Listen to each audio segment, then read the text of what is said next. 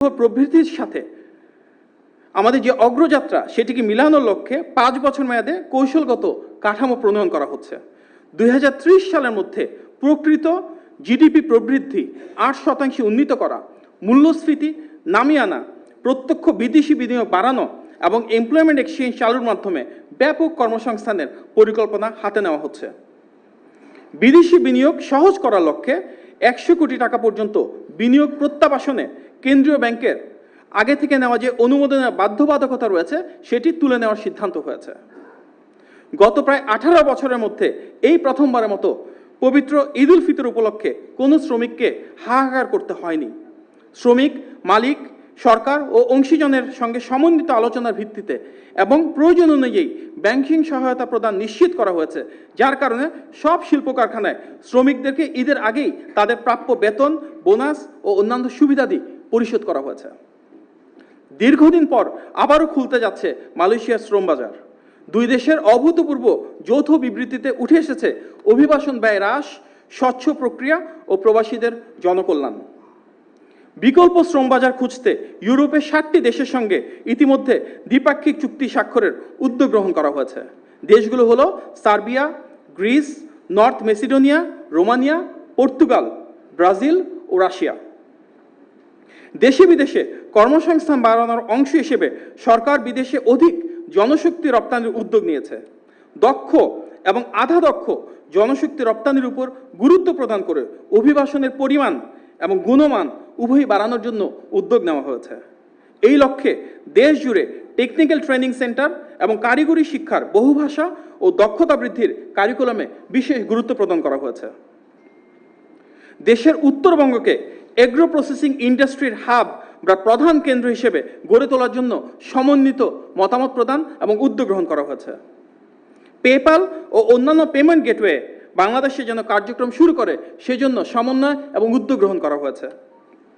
দেশের প্রাথমিক স্বাস্থ্যসেবা নিশ্চিত করতে 1 লাখ নতুন স্বাস্থ্যকর্মী নিয়োগের ঘোষণা দেওয়া হয়েছে।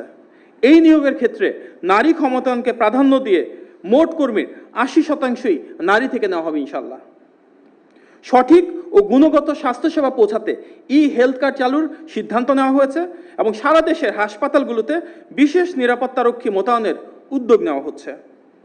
প্রতি বছর পুনরায় ভর্তি ফি বাতিল, অর্থাৎ পরবর্তী ক্লাসে ভর্তি হওয়ার পর নতুন করে আর ভর্তি ফি না দেওয়ার সিদ্ধান্ত গ্রহণ করা হয়েছে। লটারির পরিবর্তে আধুনিক ভর্তি পরীক্ষা বা বৈজ্ঞানিক প্রক্রিয়ায় শিক্ষার্থীদের ভর্তি, শিক্ষকদের সুযোগ সুবিধা বৃদ্ধির সিদ্ধান্ত নেওয়া হয়েছে এবং সকল স্তরের শিক্ষাবৃত্তির যে অর্থ সেটির পরিমাণ বাড়ানো হয়েছে। বিদেশি উচ্চশিক্ষার লক্ষ্যে রাষ্ট্রীয় অর্থনৈতিক সহায়তায় সর্বোচ্চ 10 লাখ টাকা জামানতবিহীন ব্যাংক গ্যারান্টির সিদ্ধান্ত নেওয়া হয়েছে। শিক্ষা প্রতিষ্ঠানে 9000 ধর্মীয় শিক্ষক এবং শূন্য পদ সহ যে শূন্য পদ রয়েছে সেগুলোতে বিভিন্ন পর্যায়ে শিক্ষক নেয়ার ইতিমধ্যে সিদ্ধান্ত গ্রহণ করা হয়েছে।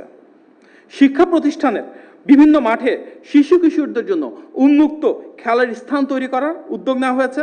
পাশাপাশি উপজেলা পর্যায়ে 6টি খেলায় 3 জন করে মোট 18 জন ক্রীড়া শিক্ষক নিয়োগ শুরু হয়েছে। মহানগর পর্যায়ে উন্মুক্ত খেলার মাঠে সংস্থান করা হচ্ছে। আগামী শিক্ষাবর্ষ থেকে 4র্থ শ্রেণী হতে শিক্ষার্থীদের জন্য খেলাধুলা বাধ্যতামূলক করা হচ্ছে। আবারও শুরু হয়েছে শিশু কিশোরদের প্রতিভা অন্বেষণের প্রতিযোগিতা নতুন কুড়ি। প্রথমবারের মতন সংযুক্ত হচ্ছে ক্রীড়া ও কোরআন তেলাওয়াত। জাতীয় সংসদের গ্যালারিতে শিক্ষার্থীদের জন্য 150টি আসন বরাদ্দ এবং দেশব্যাপী বই পড়াকে উৎসাহিত করার জন্য বেসরকারি খাতের সাথে যৌথ উদ্যোগ গ্রহণ করা হচ্ছে। সরকারি প্রাথমিক বিদ্যালয়ের 2 লাখ শিশুর মাঝে বিনামূল্যে স্কুল ড্রেস, জুতা ও প্রায় 5 লাখ শিশুর মধ্যে পাটের তৈরি ব্যাগ বিতরণের লক্ষ্যে কার্যক্রম চলমান রয়েছে। এছাড়াও বিভিন্ন স্কুলে পর্যায়ক্রমে 1 টিচার 1 ট্যাব পরিকল্পনা বাস্তবায়নের পাইলট কার্যক্রম শুরু হচ্ছে। প্রাথমিক ও মাধ্যমিক পর্যায়ে লার্নিং উইথ হ্যাপিনেস, কারিগরি শিক্ষা, ক্রীড়া, সংস্কৃতিকে যুক্ত করে শিক্ষাক্রমকে আরও সমৃদ্ধ করার উদ্যোগ নেওয়া হয়েছে। মাদ্রাসা শিক্ষাকে যুগোপযোগী করতে স্মার্ট ক্লাসরুম স্থাপন, শিক্ষকদের প্রশিক্ষণ এবং কারিগরি কোর্সে অন্তর্ভুক্তির উদ্যোগ নেওয়া হয়েছে। স্পোর্টস কার্ড ও স্পোর্টস অ্যালাউন্স কর্মসূচি চালু হয়েছে, যার মাধ্যমে ইতিমধ্যে শতাধিক ক্রীড়াবিদকে ভাতা দেওয়া হচ্ছে। 5 বছরে 25 কোটি বৃক্ষরোপণ, ও সবুজ কর্মসংস্থান সৃষ্টির লক্ষ্যে বনায়ন সৃজনের জন্য এরই মধ্যে 1,50,00,000 বিভিন্ন প্রজাতির চারা উৎপাদন করা হয়েছে। উৎপাদিত চারাগুলো চলতি বছর আসন্ন বর্ষা মৌসুমে রোপণ করা হবে। এছাড়া শহরের মধ্যে থাকা খালের পাশে আধুনিক নেটিং ব্যবস্থা এবং হাঁটার রাস্তা তৈরি করা হচ্ছে। রাষ্ট্রীয় ভবন যমুনা ব্যবহার না করে মাননীয় প্রধানমন্ত্রী গুলশানে নিজের বাড়ি ব্যবহার করছেন, নিজ খরচে তেল ব্যবহার করছেন, যা রাষ্ট্রীয় ব্যয় হ্রাসের ক্ষেত্রে একটি যুগান্তকারী পদক্ষেপ। মাননীয় প্রধানমন্ত্রী শনিবারও নিজে অফিস করছেন, কর্মকর্তাদের সকাল 9টার মধ্যে উপস্থিতি বাধ্যতামূলক করেছেন। ভিভিআইপি প্রোটোকল না নিয়ে প্রধানমন্ত্রীর অতি সাধারণ চলাফেরায় ট্রাফিক ব্যবস্থায় নজিরবিহীন পরিবর্তন এসেছে। তার রাষ্ট্রীয় সফরের সময় বিমানবন্দরের আনুষ্ঠানিকতা সীমিত করা হয়েছে, যেখানে উপস্থিত থাকতে পারবেন কেবল একজন জ্যেষ্ঠ মন্ত্রী, চিফ হুইপ, মন্ত্রিপরিষদ সচিব এবং প্রধানমন্ত্রীর মুখ্য সচিব। দালালদের হস্তক্ষেপ বন্ধের লক্ষ্যে নামজারি ও সেবা গ্রহীতাদের অনলাইন আবেদন বাধ্যতামূলক করা হয়েছে। নগদ টাকা লেনদেনের সুযোগ বন্ধ করতে অনলাইনে ভূমি উন্নয়ন কর ব্যবস্থা চালু করা হয়েছে। ম্যাপ বা নকশা জালিয়াতি বন্ধ করতে সরকার এখন ডিজিটাল সার্ভের পাইলটিং পরিচালনা করছে। চালু হয়েছে 24/7 হটলাইন। পদ্মা অববাহিকার বিস্তৃত কৃষি অঞ্চলকে মরুকরণ থেকে রক্ষা করা এবং শুষ্ক মৌসুমে পর্যাপ্ত পানি নিশ্চিত করতে পদ্মা ব্যারেজ প্রকল্প হাতে নেওয়া হয়েছে। এমপি মন্ত্রীদের শুল্কমুক্ত গাড়ি ও সরকারি প্লট গ্রহণ না করার ঐতিহাসিক সিদ্ধান্ত নেওয়া হয়েছে, যার ফলে রাষ্ট্রীয় ব্যয় কমে আসছে। পাটজাত পণ্যের প্রাধান্য দিয়ে বিভিন্ন সরকারি অফিস এবং বিভিন্ন বেসরকারি শিল্প খাতকে পাটজাত পণ্য ব্যবহারের নির্দেশনা দেওয়া হয়েছে, প্রেরণা দেওয়া হচ্ছে। ডেঙ্গু প্রতিরোধে সাপ্তাহিক জাতীয় পরিচ্ছন্নতা অভিযান, স্থানীয় প্রশাসন ও কমিউনিটি সমন্বয়ে কার্যক্রম চলমান রয়েছে। দীর্ঘদিন বন্ধ থাকার পর হামের টিকাদান কর্মসূচি চালু হয়েছে, লক্ষ্য দ্রুততম সময়ে সারা দেশে সেটি প্রদান করা। চাঁদাবাজির বিরুদ্ধে ব্যবস্থা নেওয়ার জন্য গোয়েন্দা ও আইনশৃঙ্খলা বাহিনী দ্রুত পদক্ষেপ নিচ্ছে। আইনশৃঙ্খলা বজায় রাখার ক্ষেত্রে সর্বোচ্চ অগ্রাধিকার দেওয়া হচ্ছে। জনবান্ধব পুলিশ যেন গঠিত হয় এবং সেভাবে যেন জনসেবা করে সেটি নিশ্চিত করা হচ্ছে।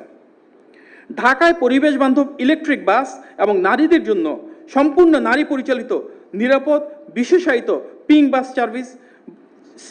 বাস সার্ভিস চালুর উদ্যোগ নেওয়া হয়েছে। জাতীয় নদী রক্ষা কমিশন আইন সংশোধনের একটি চূড়ান্ত খসড়া হয়েছে। এর ফলে নদী দখল ও দূষণ ফৌজদারি অপরাধ হিসেবে গণ্য হবে।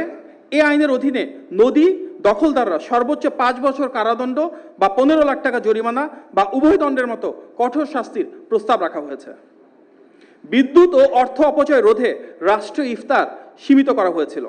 বৈশ্বিক সংকট মোকাবেলায় জাতীয় পর্যায়ে বিদ্যুৎ ও জ্বালানি সাশ্রয়ে সব ধরনের সরকারি প্রতিষ্ঠানের জন্য 11টি নির্দেশনা জারি করা হয়েছে। লাইট কম ব্যবহার করে দিনের বেলা অফিস বা বাড়ি ঘরের পর্দার জানালা সরিয়ে সূর্যের আলো ব্যবহারের জন্য সবাইকে অনুপ্রাণিত করা হয়েছে। সরকারি অফিসে অর্ধেক ফ্যান, লাইট ও এসি চালানোর নির্দেশনা এসেছে। প্রথমবারের মতো এনটিআরসির মাধ্যমে বিভিন্ন বিদ্যালয়ের প্রধান শিক্ষক, কলেজের অধ্যক্ষ, উপাধ্যক্ষ নিয়োগে পরীক্ষার মেধাভিত্তিক নিয়োগ হতে যাচ্ছে।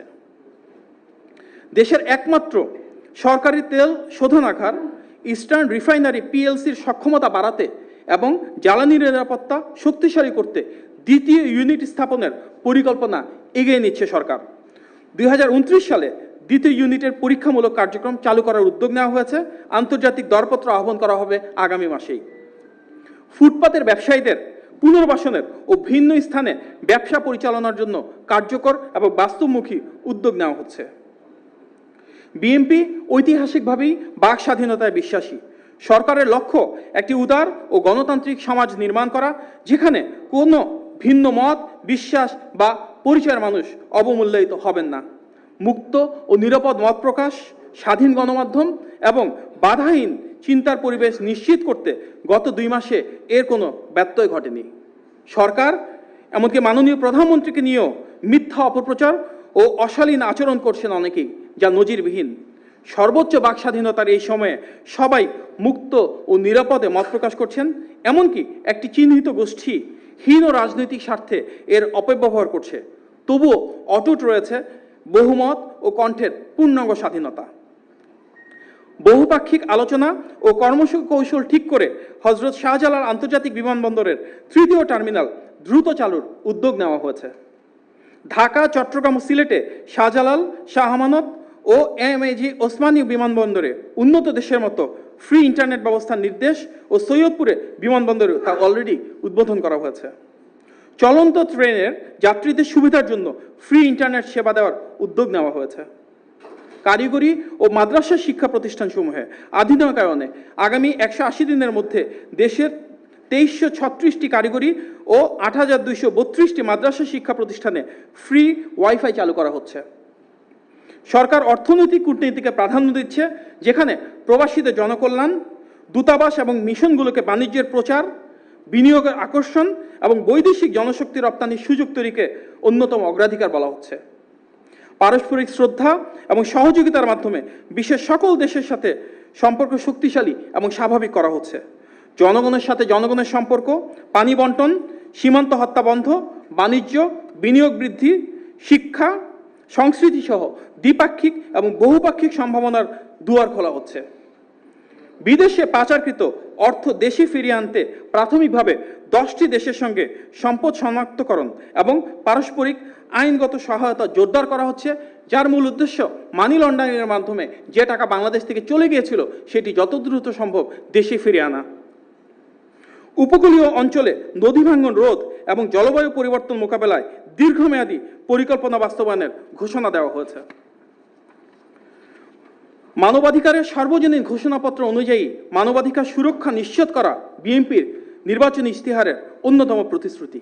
আপনারা জানেন, বিএনপি সেই রাজনৈতিক দল আমাদের হাজার হাজার নেতাকর্মী গুম, খুন, হামলা মামলা শিকার হয়েছেন, পঙ্গুত্ব বরণ করেছেন। আমাদের 60 লাখ নেতাকর্মীর বিরুদ্ধে মিথ্যা মামলা দেওয়া হয়েছে। সুতরাং সবচেয়ে বেশি মানবাধিকার লঙ্ঘনের শিকারের রাজনৈতিক দল হিসেবে যে কোনো অপপ্রচার, প্রোপাগান্ডা বা রাজনৈতিক হীনচরিত্রের বহিঃপ্রকাশ হিসেবে যা চলছে, তার বিপরীতে আমরা অবশ্যই নিশ্চিত করতে চাই যে গত 2 মাসে সরকারের মানবাধিকার রক্ষায় যে রেকর্ড তৈরি করেছে তা জনগণের প্রত্যাশা পূরণ করেছে এবং আগামী দিনও ইনশাআল্লাহ তা চলমান থাকবে। আপনারা জানেন, দেশের সরকার রাষ্ট্র ব্যবস্থার উপর জনগণ আস্থা হারিয়ে ফেলেছিল ফ্যাসিবাদের সময়ে। মাননীয় প্রধানমন্ত্রী জনাব তারেক রহমান এখন দেশের মানুষের সে আস্থা ও বিশ্বাস ফিরিয়ে এনেছেন। স্বচ্ছ ও জবাবদিহিমূলক রাষ্ট্র ব্যবস্থা ফিরিয়ে এনেছেন। ইশতেহারে প্রতিশ্রুতি বাস্তবায়ন শুরু করেছেন, যা এক অনন্য অর্জন। সকলের সম্মানিত প্রয়াস থাকলেই আমরা আরও ইতিবাচক উদ্যোগ গ্রহণের মাধ্যমে আমাদের সবার প্রত্যাশিত বাংলাদেশ গড়ে তুলতে পারবো ইনশাল্লাহ। আজকের এই সংবাদ সম্মেলনে উপস্থিত হয়ে ধৈর্য সহকারে আমার বক্তব্য শুনেছেন এবং যারা এটা আয়োজন করেছেন, আপনাদের সবাইকে আন্তরিকভাবে ধন্যবাদ জানিয়ে আমার বক্তব্য শেষ করছি। ধন্যবাদ। আসসালামু আলাইকুম।